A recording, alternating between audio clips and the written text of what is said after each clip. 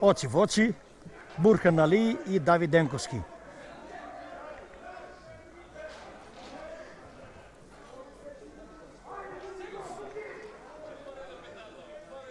Интересна слика.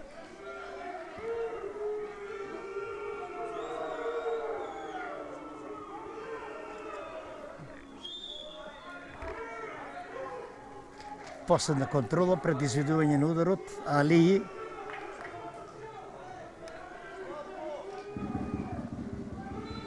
даден знак. Али шутира и постигнува гол. За Брегалница кон кој ќе биде поуспешен, Кудијан или Божиновски. Даден знак, Кудијан шутира, постигнува гол. 1:1. Груевски. Пеев. Шутира Пеев. И оценува топка. Денковски меѓутоа беше прекраток. 2:1. Во пенали победува Силекс. За Брегалница втор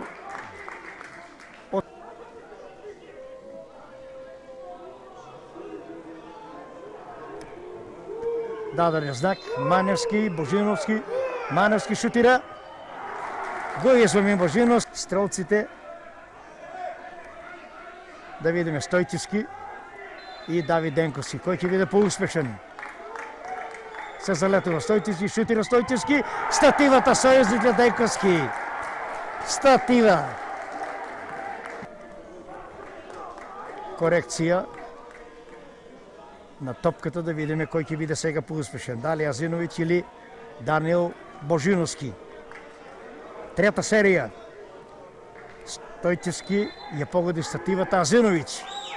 Дуел на двајца и брани Божиновски. Или Денковски.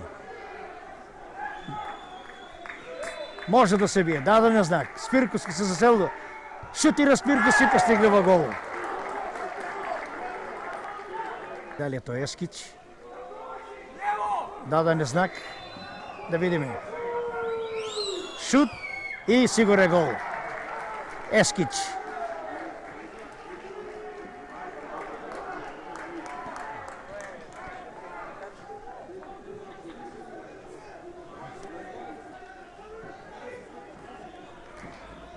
Да видиме кој ќе види сега поуспешен. Калановски или Денковски. Даден знак.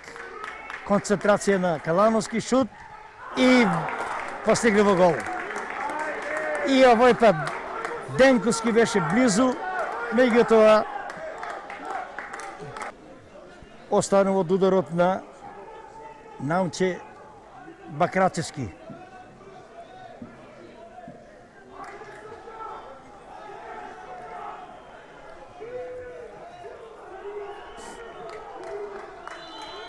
Бакрачевски бие и сигурен.